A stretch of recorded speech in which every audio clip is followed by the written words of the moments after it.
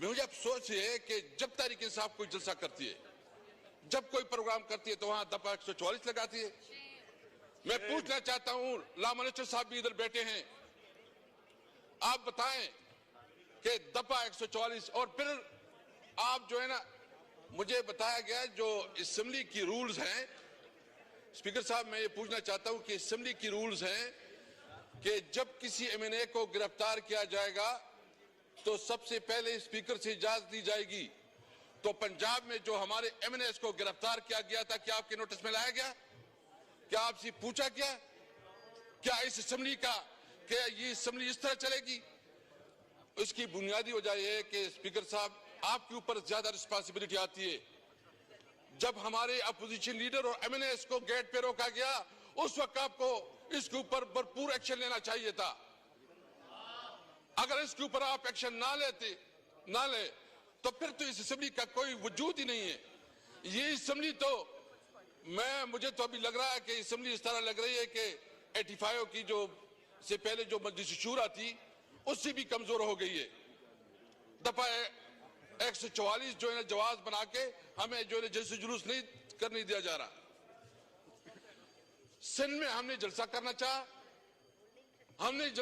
चाहा कि हम सिंध में जलसा करना चाहते हैं। बिलावल भुट्टो साहब तो माशाल्लाह बड़ी बड़ी तकरीरें करते हैं, बड़ा अपने आप को जमहूरी लीडर कहते हैं, लेकिन हमारा एक जलसा उससे बर्दाश्त नहीं हो रहा।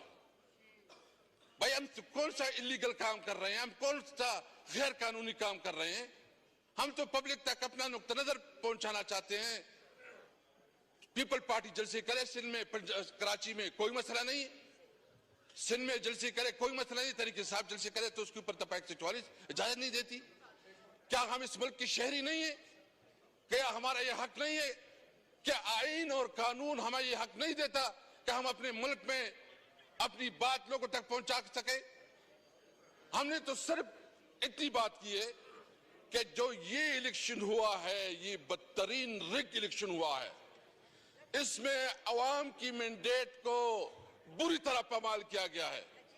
जब इतनी बड़ी और चुने, मैं पूछना चाहता हूं कराची के जितने एमएनए हैं उससे पूछे, अपने घर वालों से पूछे कि क्या ये एमएनए से रिजेक्टेड लोग हैं पंजाब जो कराची से बैठे हैं, जो इस्लामाबाद से बैठे हैं, ज्यादातर वो लोग बैठे हैं जो कि रिजेक्टेड लोग हैं, इधर असेंबली में बैठे हैं, वो कहते हैं कि वहां बताए आप इधर जो है ना हारे हुए लोग हिम्मत करे। ये जो उधर बैठे हैं, मैं पंजाब डिवीजन की पूछना चाहता हूँ, सारे आप जो है ना हारे हुए हैं, वसीम आप हारे हुए हैं और आप कहते हैं वसीम साहब आपकी बारी जब आएगी तब बात करना चाहिए। मैं पूछना चाहता हूँ, हम क्या कहते हैं? ये हमारा कानूनी और आईनी हक है, हम जलसे जुलूस कर रहे हैं। और मैं बताना चाहता हूँ, इंशाल्लाह हम कराची भी जाएंगे, हम लाहौर भी जाएंगे, पंजाब भी जाएंगे। रोको तो रोक सको तो रोको। देखिए ये मुल्क ये मुल्क ने चलना है, कानून और आइन के मुताबिक चलना है। अगर आप कानून और आइन को जो है ना सबूताज करेंगे तो आपको इसकी इजाजत नहीं देंगे, हमें पता है। और दूसरी बात, जो इस वक्त आप सबसे बड़ा जुल्म कर रहे हैं कि हमें जलसी भी नहीं कर दे रहे, दफा 144 लगा रहे हैं, हमारे ऊपर पर्चे कट रहे हैं। इसने क्या जुर्म है कि इसने इस्लामाबाद में जलसा किया? स्पीकर साहब, आपने प्रोटेक्ट करना है, क्या ये हमारा चेयरमैन है, एक लीगल बैकग्राउंड से ताल्लुक रख रहे हैं। तो एक तो हम ये चाह रहे हैं कि अगर हमें इस तरह हमारे साथ रवैया रखा गया तो ये असेंबली नहीं चलेगी।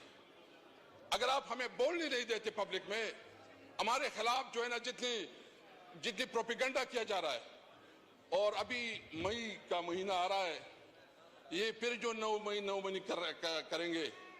मैं कहता हूं जी, जितना तुमने रोना रो लिया, जितना तुमने अपना नैरेटिव उठा लिया, आवाम ने 8 फरवरी में आपके इस नैरेटिव को जमीन बोझ कर दिया।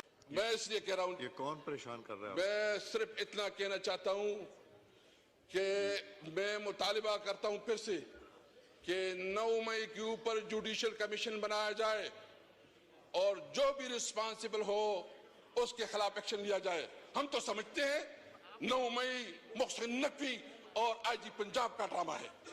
हम समझते हैं 9 मई एक साजिश थी कि तहरीक इंसाफ को कैसे इक्तदार से और आवाम के मैंडेट से रोका जाए। जी शुक्रिया स्पीकर साहब। हम चाहते हैं कि पार्लियामेंट मजबूत हो हम चाहते हैं कि तमाम ताकत का सरचश्मा अवाम है, जो पीपल पार्टी कहती थी, और उसके नुमाइंदे यहाँ इस असेंबली में बैठे हैं। तो हम पार्लियामेंट को मजबूत देखना चाहते हैं। हम चाहते हैं कि मुल्क में कानून और आइन की अमलदारी हो। हम चाहते हैं कि मुल्क में आइन बालदस्त हो। हम चाहते हैं कि मुल्क में कानून की हुक्मरानी हो। हम चाहते हैं कि आजाद अदलिया हो। इस तरह अदलिया नहीं जिस तरह इस्लामाबाद में 6 जजों के साथ किया गया, जिस तरह उसकी तज़हीक की गई, उनको दबाया डराया गया। हम चाहते हैं कि अदलिया आजाद हो और आजाद फैसले करे। हम सब चाहते हैं कि मुल्क में सिविलियन सुप्रीमेसी हो। हम चाहते हैं कि मुल्क में सिविलियन सुप्रीमेसी हो और कानून अपना राह ले। मैं इस हवाले से अभी जो सब कुछ हो रहा है, मैं ये पूछना चाहता हूं कि क्या बुनियादी वजह है कि हमें जलसे करने नहीं दिया जा रहा। इसलिए आज मैं इस नुक्ते पे स्पीकर साहब में बहुत एहतराम करता हूं, क्योंकि मैं भी इस पोजीशन पे रहा हूं। मैं कोई डिस्ग्रेस या वो करना नहीं चाहता, लेकिन हमें जलसो जुलूस की इजाजत किस कानून के तहत नहीं दी जा रही है? किस वजह से जो है ना, ये हमें दीवार से लगा रहे हैं। मैं बिल्कुल कैटेगरिकली, हम तो ये हाउस चलाना चाहते हैं। हमने फैसला किया कि हम बिल्कुल चलाना चाहते हैं, बावजूद कि हमारे बहुत सीरियस कंसर्न है। हम समझते हैं कि 47 की पैदावार हुकूमत है। कभी जो है ना, इस वक्त 3 प्राइम मिनिस्टर है, एक शहबाज शरीफ साहब है, दूसरा भी नया बन गया माशाअल्लाह डिप्टी प्राइम मिनिस्टर, और एक जो है ना मोहसिन नकवी, जो जिसके पास सारे पावर्स है, असल ताकत का सरचश्मा उसी के पास है, और उधर जो है ना सारे फैसले वही कर रहे हैं। लेकिन इसके बावजूद हम चाह रहे हैं कि हाउस चले। लेकिन अगर आप हमें अपनी जमहूरी हुकूक नहीं करने देंगे, तो मैं सब ये कहते हैं कि आपका ये हाउस नहीं चलेगा।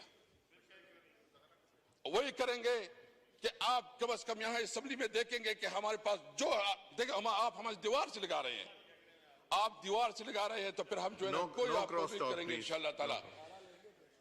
आखिर में इस वक्त स्पीकर साहब, मैं ये भी कहूंगा कि इस वक्त पंजाब के जो हमारे काश्तकार है, वो बहुत खासकर गंदम के काश्तकार, वो बहुत परेशानी में मुब्तला है और उनकी कोई पुरसान हाल नहीं है। मेरी तजवीज़ ये होगी कि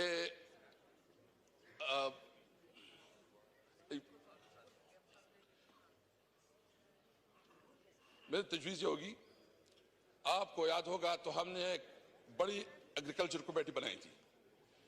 जब इस किस्म की फैसले होते थे तो हम इस हाउस को इत्तेमाद में लेते थे और इस हाउस का फैसला फिर हम बेचते थे और उसको आदर भी किया जाता था। इस वक्त गन्नम का बहुत बड़ा क्राइसिस है, किसान परेशान है। मेरा मुतालिबा होगा कि एक दिन पूरा, बल्कि 1-2 दिन इसके ऊपर पूरा डिबेट के लिए मौका दिया जाए, ताकि उसके ऊपर पूरा डिस्कशन हो। और मैं आज यहाँ से अपनी पार्टी की तरफ से ऐलान करता हूँ कि जो पंजाब के किसान इस वक्त परेशान हैं, हम इंशाअल्लाह भरपूर तरीके से उस एहतजाज में शामिल होंगे, उनके साथ होंगे। मैं अपने तमाम MLA से रिक्वेस्ट करता हूं कि इनके एहतजाज में बैठे, उनके पास जाएं, उनकी आवाज़ उठाएं और हम इंशाअल्लाह अपने काश्तकारों को, जो गंदम के काश्तकार है, उसको जो इंशाअल्लाह ताला अकेले नहीं छोड़ेंगे। शुक्रिया, थैंक यू।